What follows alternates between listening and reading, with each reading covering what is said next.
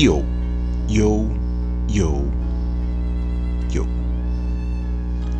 Hack the Betting here.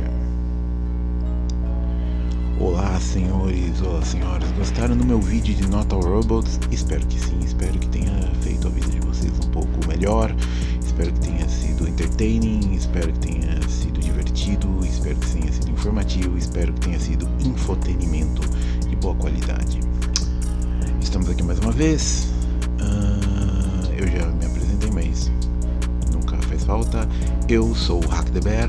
Atrás das câmeras está meu produtor Sebastian Lafayette e coletivamente nós formamos o Power Duo conhecido como Groselha on the Rocks. Hell yeah. Too sweet. Hoje estamos aqui para falar de mais um gibi maravilhoso, mais um gibi muito legal, mais um gibi muito divertido, um gibi com uma das melhores premissas que eu já vi na vida, que é basicamente Jesus Cristo caçando vampiros. Jesus Christ, Vampire Hunter. No futuro pós-apocalíptico. E se os cinéfilos de vocês que gostam de filmes toscos, filmes trash, filmes B, filmes de baixo orçamento, filmes de guerrilha, transgressores, etc. Em os cinéfilos entre vocês que são fãs de coisas como a filmografia do John Waters e outros nomes do gênero, Herschel Gordon Lewis, etc., devem ter lembrado que existe um filme com o interessante nome de Jesus Christ Vampire Hunter. Jesus Christ, Vampire Hunter. Mas eu falo mais dele depois.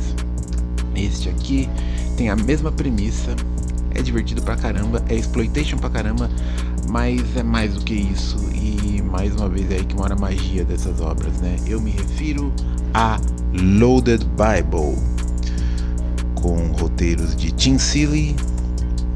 E eu li as 3 séries, né? As 2 primeiras são compiladas no mesmo TPB, Jesus vs Vampires e Blood of Christ and Communion, que são desenhadas respectivamente por Nate Bellegarde e Mike Norton. E a última, que é um TPB só para ela, que é Blood of My Blood, né? O segundo TPB, né? Desenhado por Giuseppe Cafaro. Tim Seeley. Vocês já devem se lembrar que eu mencionei esse nome acho que mais uma outra vez, né? Quando eu falei de Hack and Slash, porque Tim Seeley é o criador daquela série. E não há coincidência a surpresa que tipo Loaded Bible causa quando você para e pensa, quando você pega pra ler esperando uma premissa idiota, mas no final das contas tem algo a mais ali. Porque da mesma forma que Hack and Slash parece ser só a história de uma minazinha punk bonitinha com o sidekick dela, que é um Jason wannabe, um serial killer, um monstro gigante, né? Não um serial killer porque ele é gente boa.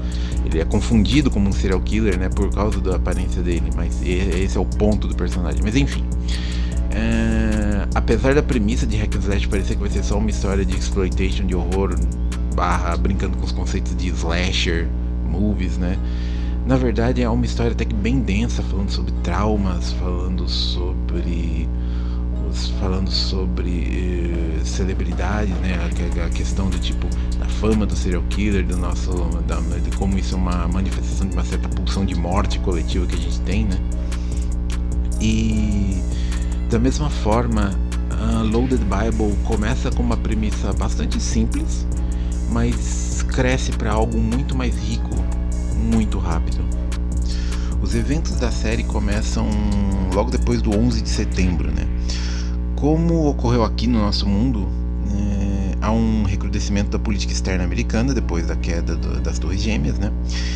E um embicamento político deles para a direita.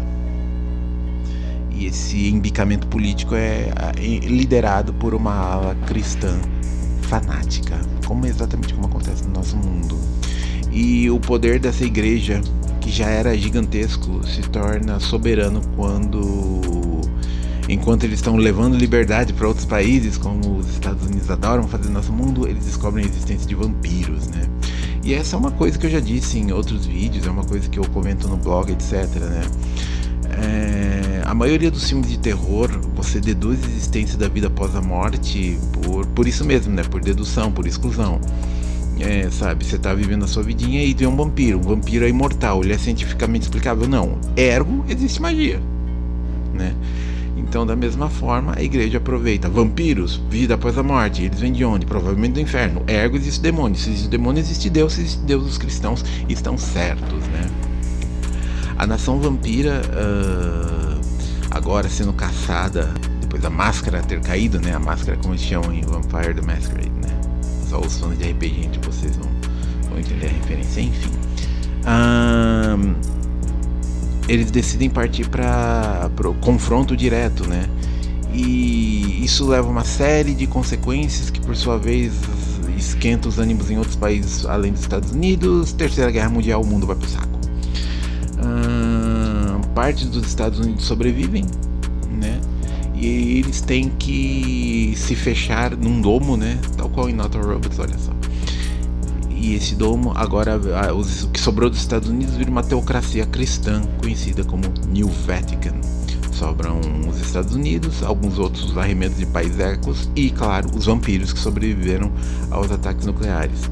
E a luta vai ficando acirrada até que os norte-americanos lançam para cima dos mortos-vivos a principal arma que eles têm, que é Jesus Cristo, o leão da tribo de Judá, aquele que derramou seu sangue na cruz para nos lavar dos nossos pecados, meus queridos. Sim, Jesus Cristo com uma espada gigantesca, com uma roupinha colante, né? Enfiando a porrada nos vampiros. É bonito de ver, a premissa é maravilhosa. Jesus Christ Vampire Hunter. Como eu disse, essa é uma premissa. Se vocês me virem olhando pra baixo, que eu tô com meu tablet aqui, que é onde eu deixo minhas anotações. Agora que eu sou um homem com um tablet novamente, né? Eu tinha um até metade do ano passado, quando acidentalmente ele quebrou. E aí eu ganhei de presente de minha senhora, de minha excelentíssima Estela, um tablet, e aí estou usando ele. Não preciso ficar com aquele trambolhão com o meu notebook aqui do lado. Essa é uma trama extremamente inteligente, como eu disse. Ela te pega pela premissa, que parece uma premissa bobinha, mas parece que você só vai ver uma história divertida de porradaria, de Jesus enfiando a porrada nos vampiros, mas muito rapidamente ela vira outra coisa, e ela já começa quebrando as nossas expectativas o tempo todo. Então, tipo, quando você vê que a alta cúpula de New Vatican parece ter motivações sombrias que são só deles, você imagina que isso só vai ser revelado no final da série. Quando há conversa aparecendo sobre Jesus Cristo talvez não ser o verdadeiro Messias, novamente, você acha que isso é uma coisa que vai se estender? Não, acho que entre a primeira e a segunda edição, uma boa parte desses plots já estão resolvidos. A gente já sabe, spoiler alert, né? Que o Jesus dessa história é na verdade um clone, né, criado pela igreja para sedimentar o poder dele diante das outras pessoas, feito a partir, provavelmente, não falam exatamente como fizeram o clone, mas provavelmente alguma coisa tipo Santo Sudário ou qualquer coisa assim. E talvez seja uma coisa que vai ser estabelecida numa possível terceira série de Loaded Bible, né, vai saber. Da mesma forma que, tipo, o líder de New Vatican, que parece ser corrupto, a gente já na primeira edição, na verdade, isso é revelado para as pessoas, ele é derrubado.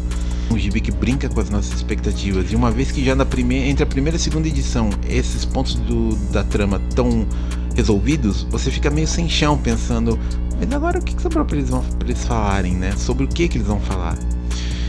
E basicamente, em termos de tema, assim, eu esqueci de mencionar, Jesus descobre que ele é um clone, mas não apenas que ele é um clone, mas que existem planos para a morte dele, né? Porque afinal das contas, o que é a religião cristã sem mártires, né, meu querido? Né, minha querida? Né, meus queridos? Não é nada, né? Não é nada. Basicamente, o grande tema dessa série, vocês vão me ouvir falando isso muito, aliás, vocês vão me ouvir falando isso muito sempre, porque é uma crença que eu carrego pra vida, né? Que é, Deus é um pai ausente, né? Só um minuto.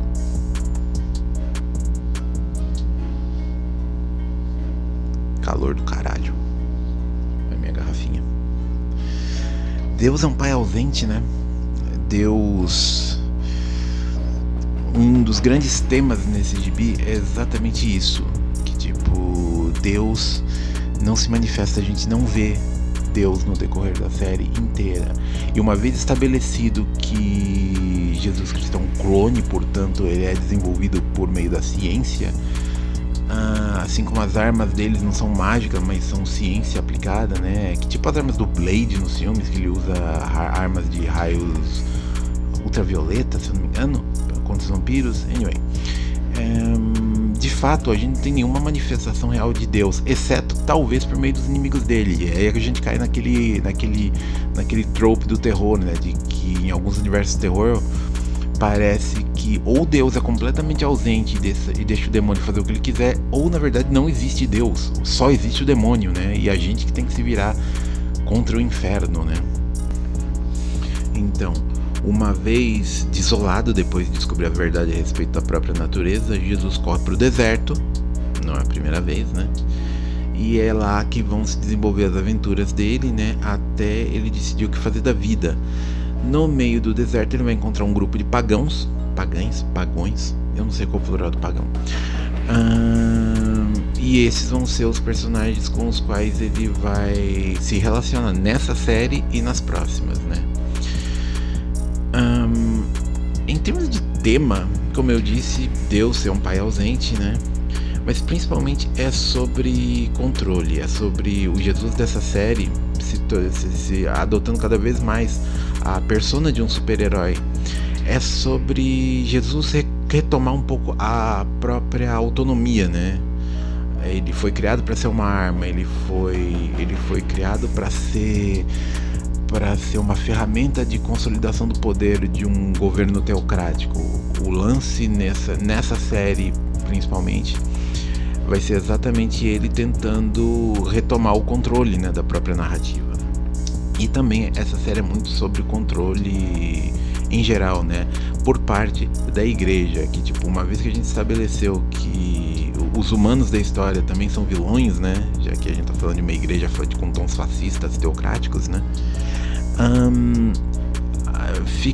você percebe que na verdade são humanos contra vampiros e Jesus lá tentando proteger pessoas inocentes que estão sendo pegas no meio do fogo cruzado, né? É um gibi muito sobre os riscos dessas instituições crescendo e os riscos que são instituições, uma vez que elas são dispostas a se aliar com tudo que vai contra todos os ideais delas para manter o poder que elas conseguiram, né?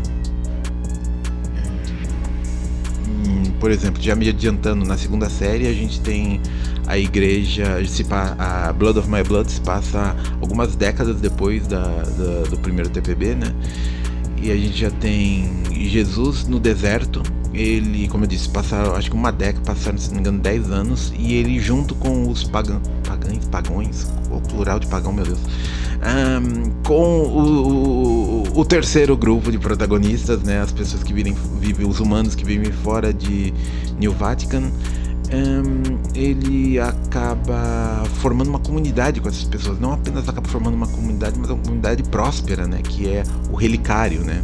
Esse nome não é à toa, né, porque Relicário é tanto um lugar onde você concentra, é um templo sagrado, né, um templo religioso onde você guarda relíquias, sejam essas relíquias tesouros da itens que são considerados importantes para a história da religião, seja a ossada de personalidades, né, da igreja. Se eu não me engano, acho que é o Relicário de Filipe V, né, que tinha a ossada na verdade, pedaços do esqueleto de uma dessas personalidades famosas da Bíblia. Eu não vou saber qual é agora, porque tipo, eu não penso em termos religiosos desde os meus 15 anos de idade. Isso faz muito tempo, desde que eu deixei de ser cristão, meus queridos. Muito tempo.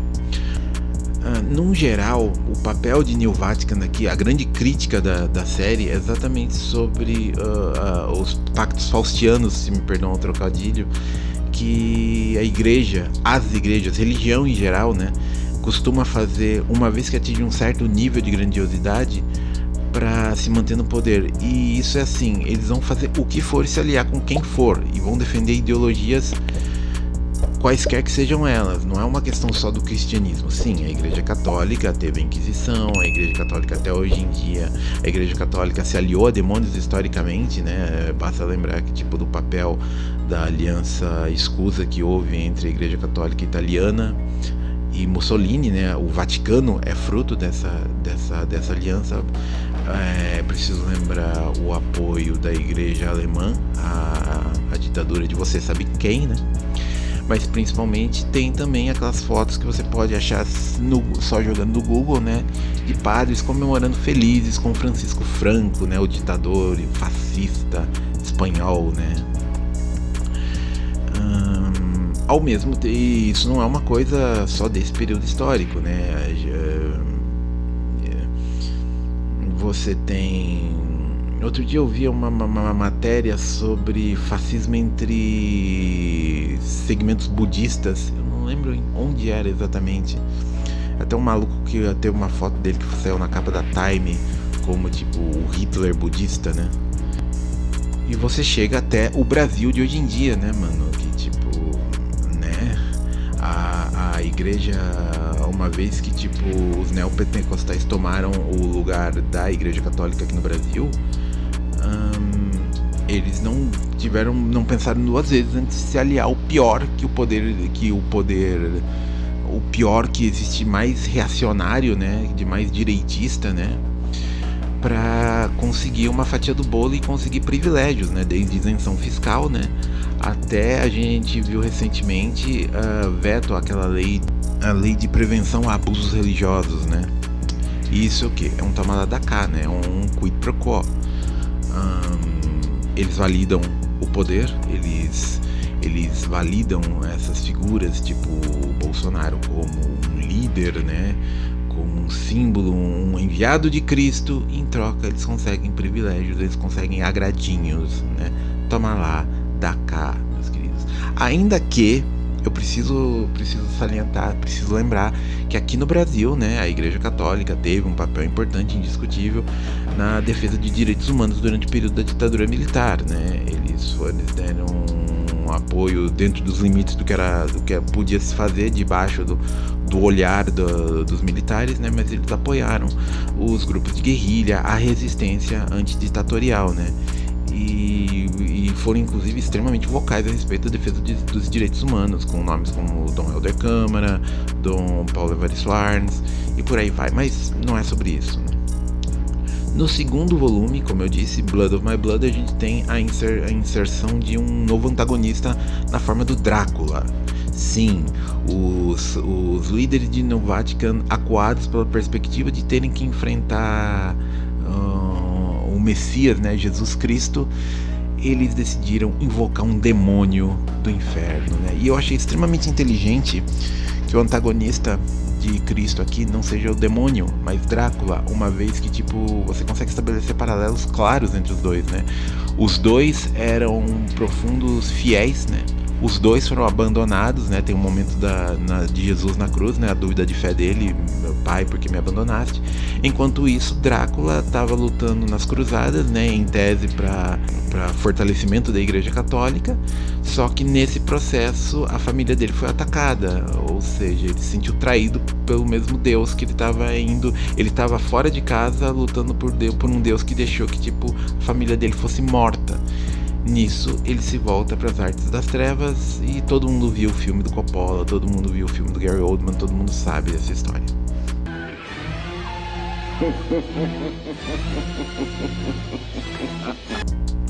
Então existem semelhanças muito claras entre os dois, né? Até porque existe um elemento forte relacionado a sangue, né? Os cristãos fazem aquele ato de canibalismo, né, de devorar a carne de Cristo e beber o sangue, e o Drácula também. Só que não existe transubstanciação, ele faz isso de forma mais literal, né, meus queridos. E é interessante notar que mesmo no momento que o Drácula tá matando padres, tá tipo sendo... ele não é muito discreto a respeito da própria malignidade, e ainda assim a igreja apoia o sujeito. Por quê? Sempre é sobre poder, meus queridos.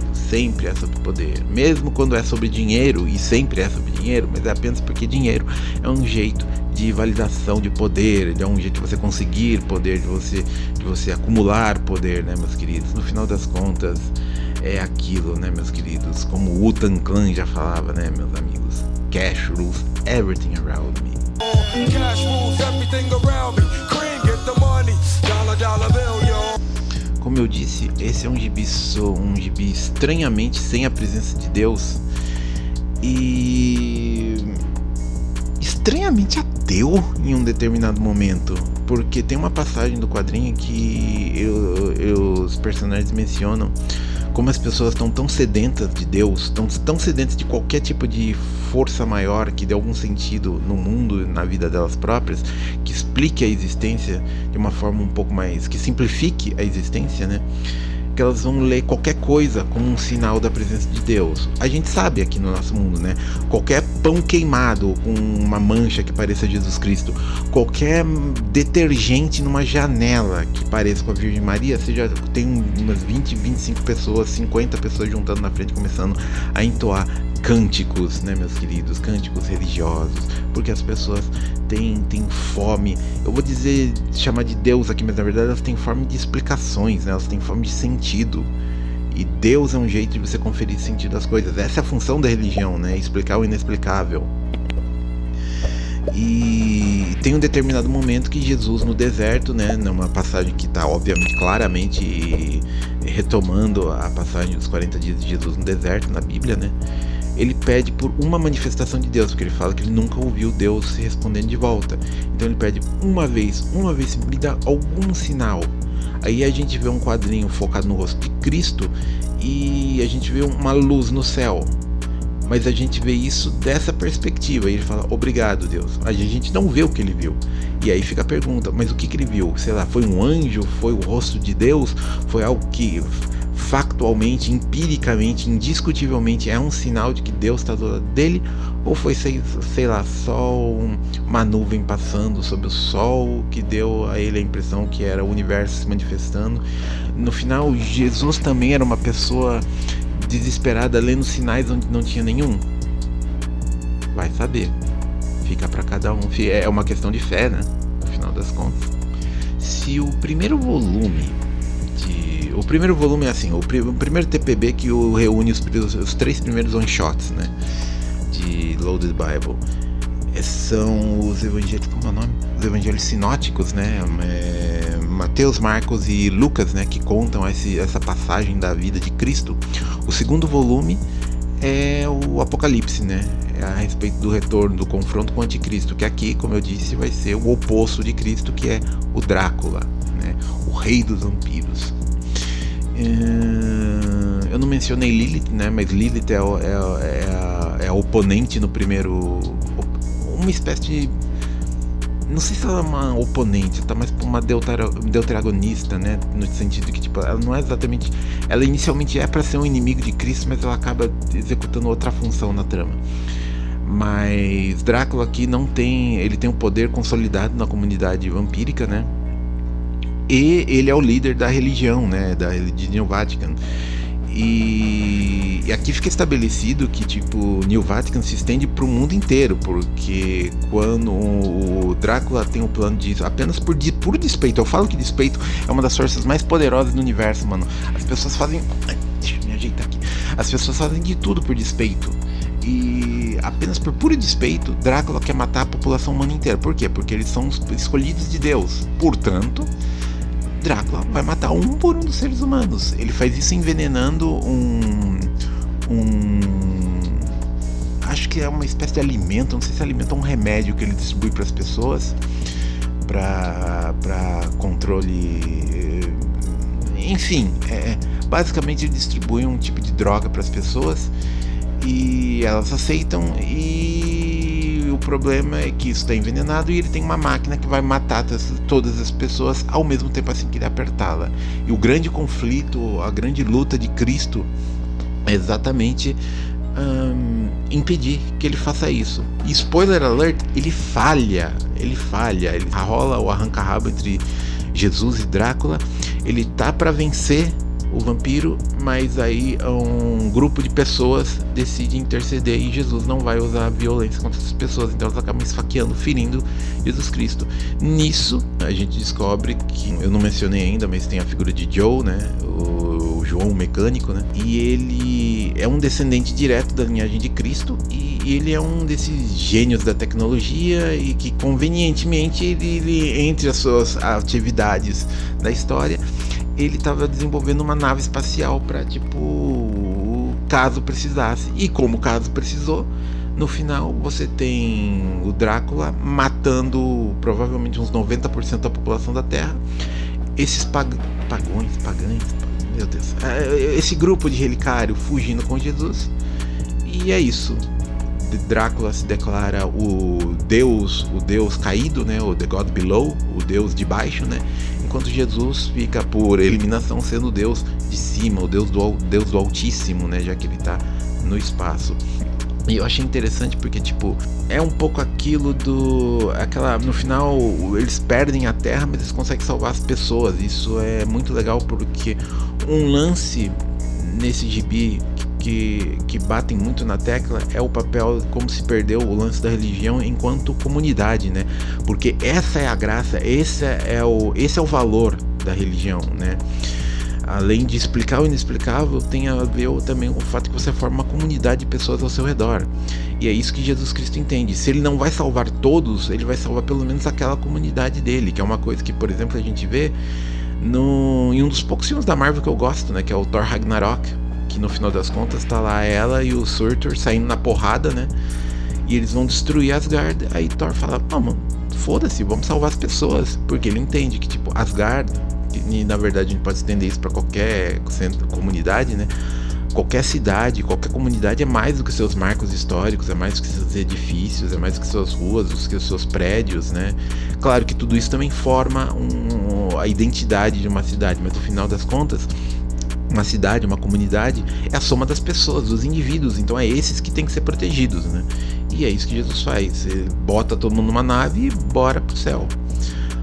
Então termina nesse cliffhanger. Drácula tá mais poderoso que nunca, ele tá literalmente mergulhado em sangue. Jesus e algumas centenas de pessoas estão na nave com a perspectiva de voltar e retomar o controle da Terra. Então, muito provavelmente vai ter uma terceira série, né? Se eu não me engano, esse segundo volume é do ano passado. Se não, é relativamente recente. Então, provavelmente a gente vai ver mais coisa de Loaded Bible no futuro. Talvez. É interessante porque esse Blood of My Blood cobre o apocalipse. Então, qualquer coisa que sair daqui adiante vai ser apócrifa, né? Mas enfim, um gibi muito legal. Uma premissa que deveria ser estúpida, mas não é. Uma prova de que, tipo, você pode fazer um blockbuster com cena de porrada, com Jesus segurando um sabre de luz, com Drácula, sabe, vampiros e vampiras de topless. É importante salientar esse ponto, né? Afinal das contas, não seria um exploitation, seria uma quantidade razoável de nudez, né? Você pode fazer tudo isso e ainda colocar substância. Então, esse é o tipo de gibi que me faz... Eu citei o MCU, né? Esse é o tipo de gibi que me faz odiar os filmes da Marvel, porque, tipo, é a prova que você não precisa ser medíocre só porque você é blockbuster, tá ligado? Acho que é o Felipe Leão que fala a respeito de um equívoco que as pessoas fazem. Pode ter uma coisa complexa e ela ser superficial, da mesma forma que você pode ter uma coisa simples e ela ser profunda, né? E é bem isso, porque é uma obra. Se você resumir, é isso: Jesus Cristo versus vampiros. Mas é mais do que isso. E é muito legal que se permita ser ambiciosa, ainda que seja sobre Jesus Cristo enfiando a porrada em vampiros. Jesus Christ Vampire Hunter. Loaded Bible, a nota 8. Deixou bem feliz. Eu quero muito ler se sair um terceiro volume. Lição de casa pra vocês: procurem, acho que tem no YouTube inteiro, que é Jesus Cristo Caçador de Vampiros. Jesus Christ Vampire Hunter. Um filme que não é tão profundo quanto esse quadrinho, de maneira nenhuma, meus queridos. É um filme bem legal. É um filme B, seria um elogio, é um filme Z. estranhamente, é um dos, plural, filmes que usa a imagem do santo, o enmascarado de plata, um dos maiores luteadores do México, né? Que usa de forma pirata, sem dar um centavo de direito autoral para, acho que é a CMLL que tem os direitos da máscara do santo, né? E estranhamente, não é o único.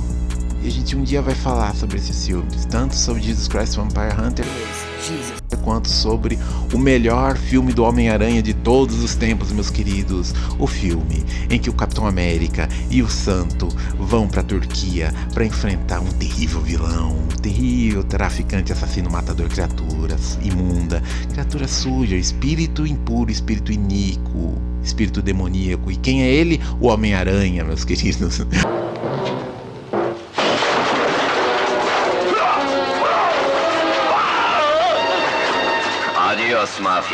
O Homem-Aranha em Tree Devada, o maior clássico da história, o melhor filme do Homem-Aranha já feito, sabe? Talvez melhor até do que Into the Spider-Verse.